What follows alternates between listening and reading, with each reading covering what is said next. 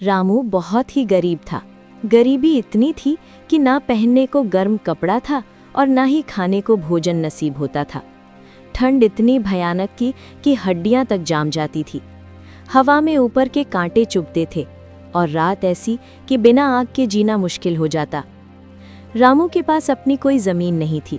वो दूसरों की ज़मीन पर मजदूरी करता था, लेकिन सर्दियों में काम मिलना बंद हो जाता क्योंकि खेत बर्फ से ढक जाते और मजदूरों की उंगलियां सुन पड़ जाती। वो जिस घर में रहा था वो भी काफ़ी पुराना था। दीवारों से सीधे ठंडी हवा अंदर जाती थी, छत से बर्फ टपकती रहती थी। दरवाजे खिड़कियां इतनी जर्जर कि हवा का एक झोंका भी घर को हिला देता था। एक दिन गांव का एक बुजुर्ग आदमी था, नाम था बूढ़ा हरिदास। रामू के पास आया। ठंड में उसकी सांसें सफ़ेद धूप बन के उड़ रही थी, लेकिन वो रामू से कहने लगा, बेटा, आखिर तुम इतनी मुसीबत क्यों कूट रहे हो? तुम नौजवान हो, होनहार हो, अगर तुम चाहो तो मेहनत से अपनी किस्मत बदल सकते हो। भले ये ठंड कितनी क्रूर हो जाए, हरिदास चाचा, ज्यादा मेहनत करने से कोई फायदा नहीं। जो तकदीर में लिखा है मिलेगा तो उतना ही। इस ठंड में तो जीना भी दो भर है, मेहनत कर कर के क्या हासिल होगा? बेटा, यही गलती तुम्हारे पिता ने भी किया था। उसने भी खुद को पूरी तरह भाग्य के भरोसे छोड़ दिया था, इसलिए वो कोई काम नहीं करता था, सारा दिन घर पर बैठा रहता था। तुम्हारी गरीबी भी तुम्हारे पिता की इन्हीं गलतियों की वजह से है।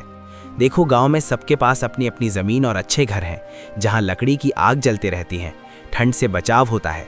मगर तुम्हारे पास ना तो ज़मीन है, ढंग का घर, ये टूटा फूटा मकान भी तुम्हारे दादा ने बनाया था, जिसने ठंड रात दिन राज करती है। बेटा, जब तक किस्मत का रोना रोते रहोगे और ठंड का बहाना बनाते रहोगे, तब तक जिंदगी में कुछ हासिल नहीं कर पाओगे।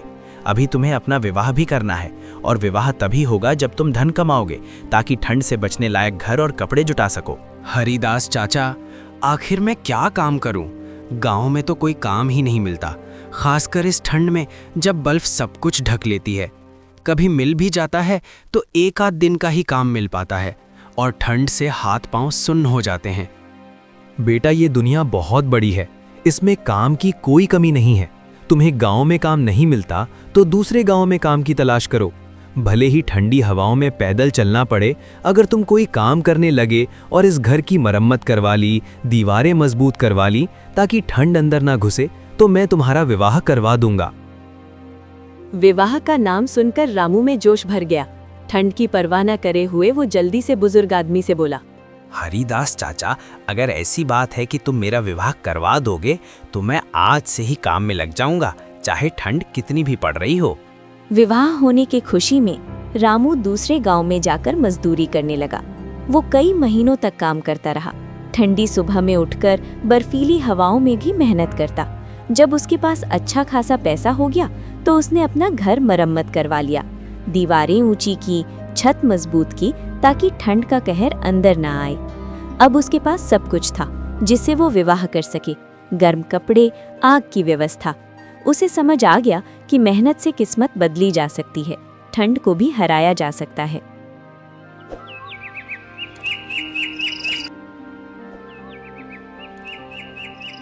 एक दिन उसने सोचा, अब तो मैंने घर की मरम्मत भी करवा ली और घर में खाने के लिए अनाज भी है, ठंड से बचने लायक लकड़ियां भी हैं। अब मुझे हरिदास चाचा से विवाह के बारे में बात करनी चाहिए। इतना सोचकर रामू उस बुजुर्ग आदमी के पास गया और उससे कहने लगा, हरिदास चाचा, आपने मेरे से कुछ वादा किया था कि मैं घर की मरम्मत और धन कमाने लगूं तो आप मेरा विवाह करवा देंगे। अब तो मैंने घर की मरम्मत भी करवा ली है और रोज काम करने भी जाता हूं, ठंड में भी नहीं रुकता। अब आप मेरा विवाह करवा दीजिए। बेटा, मैं तुम्हारे विवाह का कुछ प्रबंध करता हूँ। देखो, शादी विवाह के मामले में लोग अक्सर सच्चाई नहीं बताते, खासकर इस ठंड में जब घर की मजबूती और गर्मी की बात आती है। थोड़ा बहुत बढ़ा चढ़ा कर ही बात करनी पड़ती है। अगर लड़की सांवली भी हो तो उसे चौरी और अत्यंत सुशील बताकर पेश किया जाता है। मैं जब तुम्हारे पास किसी को लेकर आऊँगा तो मैं भी झूठ बोलूँगा, तुम चुपचाप सुनते रहना। उनके सामने ज़्यादा सच्चे बनने की कोशिश मत करना, वरना कुमारे रह जाओगे। ठंड में अकेले कपते। बुजुर्ग आदमी रामू को अच्छी तरह समझा देता है।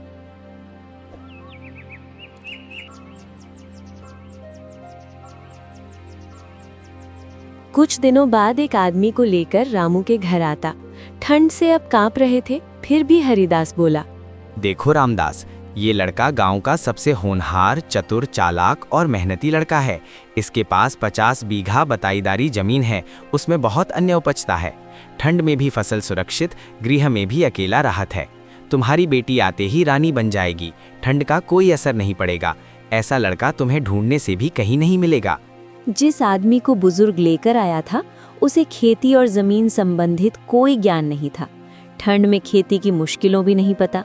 उसे बटाईदारी का मतलब भी नहीं पता था कि बटाईदारी किसे कहते हैं। वो तो 50 बीघा जमीन लड़के के पास होने के नाम पर ही बहुत खुश हो गया और बोला, मुझे लड़का पसंद है। अगले हफ्ते आपसे दोबारा मिलूंगा, तभी विवाह का दिन तय के लेंगे, ठंड के बावजूद। तुम्हें ये विवाह को पक्का समझूं? हाँ, पक्का समझिए। अरे मर्द की जुबान पक्की होनी चाहिए, जो कह दिया सो कह दिया। अब अपनी बात से पलटना नहीं है। मैं अभी इस विवाह को पक्का करता हूँ, अगले हफ्ते विवाह का दिन तय हो जाएगा। वो आदमी बहुत खुश हुआ और अपने घर लौट गया। खुश हुआ, अपनी पत्नी से कहने लगा, राधिका, आज मैं बहुत खुश हूँ। हमारी बेटी का रिश्ता एक अच्छे घर में पक्का कराया हूँ। लड़का बहुत अमीर है, घर में अकेला है और उसके पास अपनी बटाईदारी 50 बीघा जमीन है। खाने पीने की कोई कमी नहीं होगी, ठंड में भी गर्मी रहेगी। क्या बेवकूफ की बातें करते हो? बटाईदारी का असली मतलब जानते हो? मैं किसान की बेटी हूँ, मुझे बटाईदारी का मतलब अच्छी तरह मालूम है।